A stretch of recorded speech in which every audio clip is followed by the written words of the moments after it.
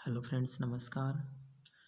आज की क्लास में हम संविधान के जो महत्वपूर्ण अनुच्छेद हैं पार्ट बी में जो मुख्य मुख्य आर्टिकल्स हैं एग्जाम में आते हैं बार बार, उनके बारे में चर्चा करेंगे। हम आर्टिकल 1 से लेकर 32 तक चर्चा कर चुके हैं पार्ट 1 में। आज पार्ट 2 में इनके बारे में आगे की जो भी आर्टिकल्स हैं मुख्य मुख्य हैं जो बार बार एग्जाम में आते हैं उनके बारे में चर्चा करेंगे।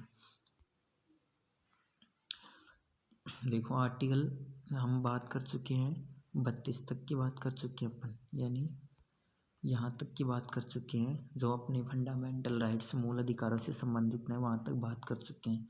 आज से बात करेंगे अपन अनुच्छेद 36 से बात करेंगे और आगे तक की बात करेंगे, तो ध्यान से सुनना। भाग 3 की बात कर चुके हैं। भाग 4 में अनुच्छेद 36 से लेकर 51 तक किन के बारे में उल्लेख है? राज्य के नीति निर्देशक तत्वों के बारे में उल्लेख है। डीपीएसपी यानी राज्य के जो नीति निर्देशक तत्व हैं उनके बारे में उल्लेख है। भाग 4 में अनुच्छेद 36 से लेकर 51 तक के किसके बारे में उल्लेख है? राज्य के जो नीति निर्देशक तत्व है उनके बारे में उल्लेख है। दूसरी बात, जो राज्य के नीति निर्देशक सिद्धांत है वो हमने आयरलैंड के संविधान से लिए। कौन से देश के संविधान से लिए हैं? आयरलैंड के संविधान से लिए हमने। और जो मूल अधिकार है वो कौन से देश से लिए थे हमने? यूएसए से, यानी अमेरिका से। और ये कौन से देश से लिए हमने? आयरलैंड के संविधान से। कौन सी बातें? फंडामेंट वो राज्य के नीति निर्देशक सिद्धांत। तो बात करते हैं, शुरुआत करते हैं 36 से। तो ध्यान से सुनना। 36 में तो इस राज्य की परिभाषा को उल्लेख कर रखा है, यानी इनके लिए जो तर्क संगत है उनकी बातें उल्लेख कर रखा है। आगे बात करें, 37 में नहीं कर रखा है। आर्टिकल 36 में अपन बात कर लिया, 37 में बात करते हैं। 37 में राज्य शब्द को परिभाषित कर रखा है। कौन से शब्द को? राज्य को। और राज्य का अर्थ वही बताया गया जो अनुच्छेद आपने 13 में पढ़ा था, यानी 13 में जो राज्य को परिभाषित कर रखा है, ठीक यही शब्द को 37 में क्या कर रखा है? परिभाषित कर रखा है। यानी 13 और 37 का एक तरह से संबंध है दोनों का। आर्टिकल बात करते हैं आगे की 38 की। अनुच्छेद 38 में लिखा गया है कि मानव कल्याण के लिए सामाजिक आर्थिक राजनीतिक न्याय प्राप्त करना। सामाजिक आर्थिक राजनीतिक न्याय प्राप्त करना किसके लिए?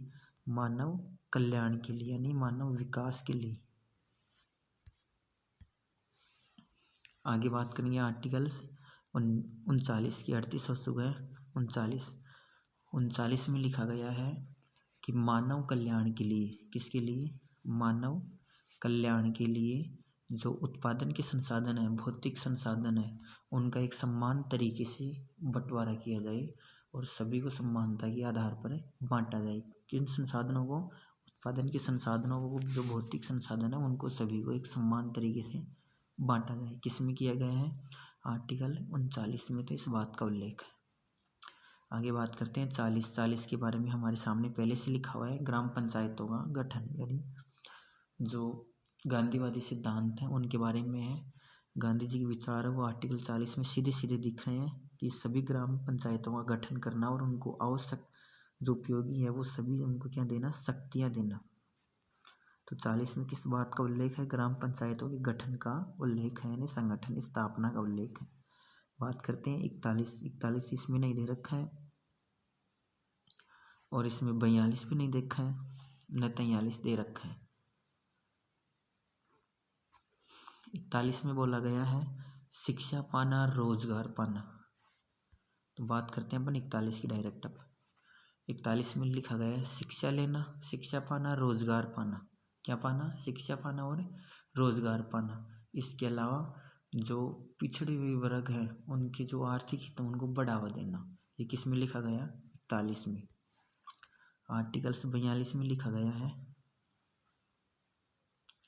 मानव जो भी कार्य कर रहे हैं, मानव जिस भी स्थान पर कार्य कर रहे हैं, जो मानव जहाँ भी कार्य कर रहा है वहाँ उचित सुविधा होनी चाहिए, यानी मानवोचित दशाएं, कि जो जिन जिन क्षेत्रों में मानव कार्य कर रहा है वहाँ की जो व्यवस्था वह उचित होनी चाहिए। मानव के लिए जो कार्य करने की स्थितियाँ हैं वो कैसी होनी चाहिए? उचित होनी चाहिए। ये किस में लिखा गया है? 42 में लिखा गया है। आर्टिकल 43 में क्या लिखा गया है, ये भी गांधी जी के विचारों से प्रेरित है। लघु उद्योग हैं, कुटीर उद्योग हैं, उनको बढ़ावा देना। कौन कौन से उद्योग हो, लघु उद्योग, कुटीर उद्योग हैं, छोटे उद्योग हैं, इन सभी को क्या देना, बढ़ावा। और ऐसे विचार किसके थे, महात्मा गांधी के भी थे ऐसे विचार। तो लघु उद्योग और कुटीर उद्योगों के बढ़ावा के बारे में कौन से आर्टिकल्स में बताया गया है, 43 में बताया गया है। आर्टिकल्स की बात करते हैं 44 की। 44 भी यहाँ पर नहीं है, मैं बता रहा हूँ 44। और 44 तो आपको पहले से भी आता होगा, सम्मान नागरिक संहिता। सम्मान नागरिक संहिता कौन से आर्टिकल्स में लिखा गया है, 44 में। किसका उल्लेख है, सम्मान नागरिक संहिता की सभी हिंदू मुस्लिम सिख सभी के लिए एक सम्मान क्या होनी चाहिए, कानून होनी चाहिए। लेकिन धार्मिक मामलों में हमारे आज भी हमारे संविधान में एक समान कानून नहीं है, धार्मिक मामलों में अलग अलग है। इसलिए देखो बात करते हैं 44 में सीधा सीधा सा क्या लिख रखा है, सम्मान नागरिक संहिता। आगे बात करते हैं 45 की। 44 हो चुका है, हम 45 की बात करते हैं। 45 में किसका उल्लेख किया गया है, 45 में लिखा गया है कि जो 14 वर्ष तक के बच्चे यानी 0 से लेकर 14 वर्ष यानी 6 से शुरू करते हैं वैसे तो, 14 वर्ष तक के बच्चे हैं उनको निःशुल्क रूप से शिक्षा दिलवाना। राज्य के द्वारा मातृभाषा में उनको निःशुल्क रूप से क्या दिलवाना चाहिए, शिक्षा। ये किस में लिखा गया था, 45 में लिखा गया था। आगे बात करते हैं 46 की, बात करेंगे 47 की, बात करेंगे 48 की। 46 में क्या लिखा गया है, ध्यान से सुनना, तीनों की बात करेंगे। पहले बात करेंगे 46 की। 46 में लिखा गया SC यानी अनुसूचित जाति, ST अनुसूचित जनजाति तथा जो कमजोर के पिछड़े हुए वर्ग हैं, कौन से, कमजोर के पिछड़े हुए वर्ग हैं, पिछड़े वर्गों के आर्थिक हितों को बढ़ावा देना और उनके जो शोषण हो रहा है, शोषण से उनकी रक्षा करना, अवसरों की असमानता को दूर करना। इसके बारे में किस में लिखा गया है, 46 में लिखा गया है। आर्टिकल्स की 47 की बात करते हैं। 47 में लिखा गया है, अनुच्छेद 47 में नशीले पदार्थ हैं, नशीले पदार्थों का व्यापार करना, ड्रग्स करना, सेवन करना, इनके ऊपर क्या लगाई गई है, पाबंदी लगाई गई है यानी प्रतिबंध लगाया गया है।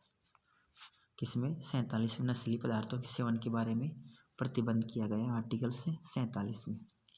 आर्टिकल्स 48 तो बात करेंगे। 48 में क्या लिखा गया है, जो लिख रखा है देखो, आर्टिकल्स 48 में लिखा गया है कृषि पशुपालन को बढ़ावा देना, पर्यावरण 48 का में और देखो, पर्यावरण वन्य जीवन की रक्षा करना। इसके अलावा जो और बातें हैं, दुधारू पशु हैं, दुधारू पशु इनके दुधारू पशुओं की बलि पर रोक लगाना। यानी 3 बातों का उल्लेख है। पहली बात कौन सी, कृषि और पशुपालन संगठन को बढ़ावा देना।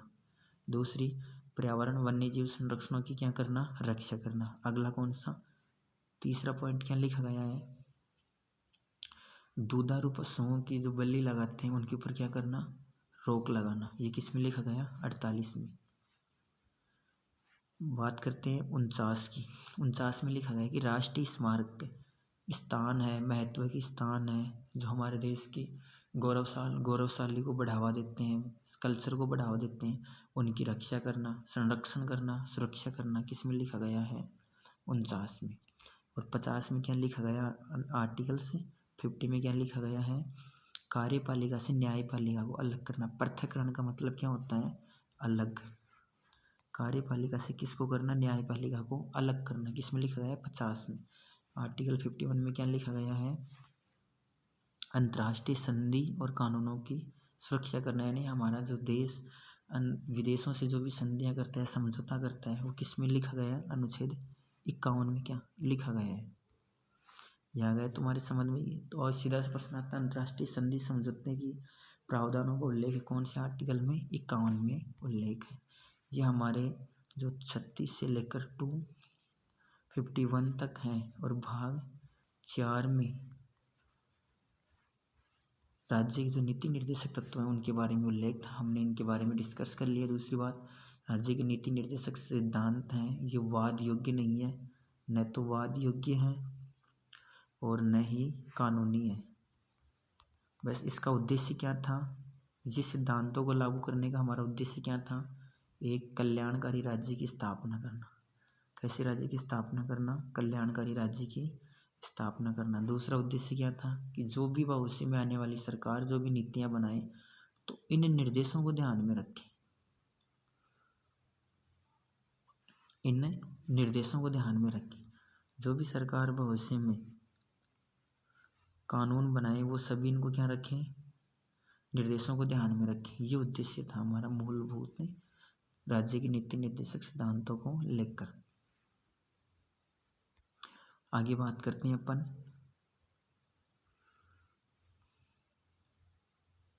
यहाँ से। देखो भाग 4 हो चुके अपने, अब भाग बात करेंगे 5 की। भाग 5 के बारे में पढ़ेंगे।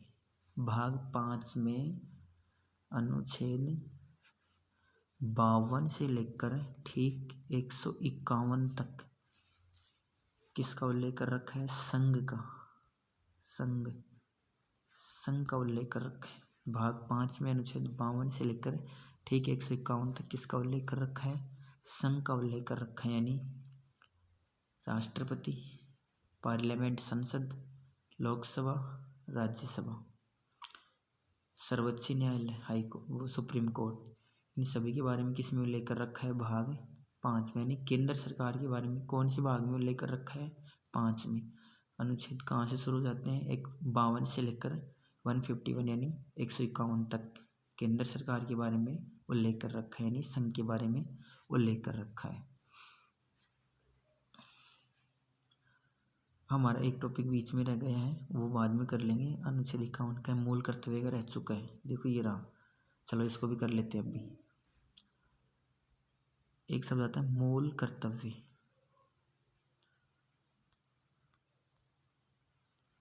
मूल कर्तव्य संविधान के प्रारंभ में नहीं थे, मूल कर्तव्य संविधान के प्रारंभ में नहीं थे। कब जोड़े गए, ध्यान से सुनना।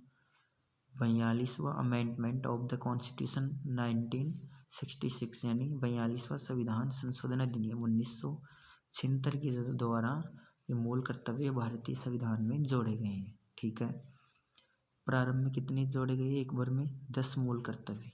कितने मूल कर्तव्य, 10। अब पूछा जाए कि वर्तमान में कितने मूल कर्तव्य हैं, 11। तो एक और जोड़ दिया, एक और इसमें क्या किया गया, प्लस 11 मूल कर्तव्य कब जोड़ा गया, 86वां संविधान संशोधन अधिनियम, यानी यहाँ करता हूँ 86वां संविधान संशोधन अधिनियम 2002 के द्वारा जोड़ा गया। चलो मूल कर्तव्य की प्राप्ति। मूल कर्तव्य आज के समय उल्लेख है भारतीय संविधान में भाग 4 कैम में, और अनुच्छेद बात करें तो एक ही आर्टिकल्स में है, वो भी कौन सा, 51 कैम में। यानी मूल कर्तव्य के बारे में कौन से भाग में लेकर रखा है, भाग 4 कैम में। कौन से अनुच्छेद में, 51 कैम में। आगे बात करें कौन से देश से लिए हमने मूल कर्तव्य की बातें, रूस के संविधान से। कौन से देश से लिए ये बातें, रूस के संविधान से। दूसरी बात, प्रारंभ में थे संविधान में मूल कर्तव्य, नहीं। कब जोड़े गए, 1976 में। कौन सा संविधान संशोधन अधिनियम, 42वां संविधान संशोधन अधिनियम 1976 के द्वारा। इस समय कांग्रेस, इसमें कौन सी पार्टी की सरकार थी, कांग्रेस की, और श्रीमती इंदिरा गांधी ने ये मूल कर्तव्य जोड़े थे। मूल कर्तव्य कौन सी समिति की सिफारिश पर जोड़े गए, यहाँ पर सुनना। मूल कर्तव्य कौन सी समिति की सिफारिश पर जोड़े गए, सरदार सरवण सिंह समिति। सरदार सरवण सिंह समिति की सिफारिश पर हमने क्या जोड़े, मूल कर्तव्य। पता चल गए कितने जोड़े प्रारंभ में, पहली बार 10 मूल कर्तव्य, यानी 1976 में हमने 10 मूल कर्तव्य भारतीय संविधान में जोड़ चुके हैं। पूछा जाए वर्तमान में कितने हैं, 11। तो प्लस 1 हो चुका है, यानी 11 हो चुके हैं। ये 11वां कब जोड़ा, 2002 में। यानी 86वां संविधान संशोधन अधिनियम 2002 के द्वारा हमने 11 मूल कर्तव्य जोड़ दिया गया। और आज के समय पूछें तो भारत के संविधान में 11 क्या है मूल कर्तव्य। 11 किस बात को लेकर करते हैं कि 14 वर्ष तक के बच्चों को निःशुल्क रूप से या अपने माता पिता अभिभावकों के माध्यम से अनिवार्य रूप से मातृभाषा में शिक्षा दिलाना अनिवार्य कर दिया गया। और इसी मूल कर्तव्य के विचारों को हमारे संविधान के अनुच्छेद 21 क में भी जोड़ रखा है, यानी फंडामेंटल राइट वाले अधिकारों में भी इनको जोड़ दिया है। आज के लिए इतना काफ़ी है। बाकी की बात हम संघ के बारे में बात करेंगे अगली क्लास में।